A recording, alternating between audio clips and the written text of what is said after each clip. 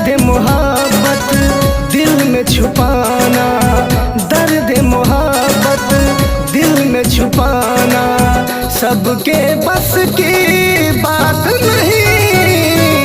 दर्द मोहब्बत दिल में छुपाना सबके बस की बात नहीं। दर्द मोहब्बत दिल में छुपाना सबके बस की बात नहीं। दर्द मोहब्बत दिल में छुपाना सबके बस की बात नहीं।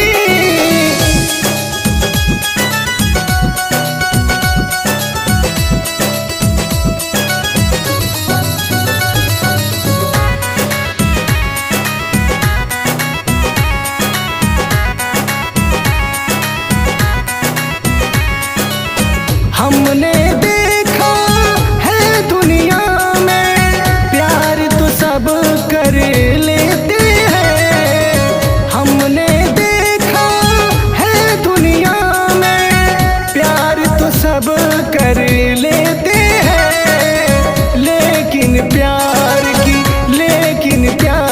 की रीत निभाना सबके बस की बात नहीं। दर्द मोहब्बत दिल में छुपाना सबके बस की बात नहीं।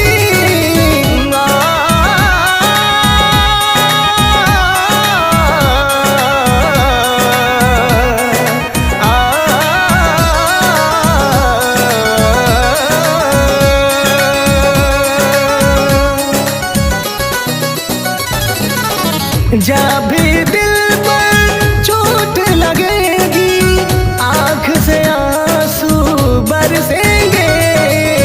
जब भी दिल पर चोट लगेगी आँख से आंसू बरसेंगे। लेकिन वो आंसू भीगाना सबके बस की बात नहीं। दर्द मोहब्बत दिल में छुपाना सबके बस की बात नहीं।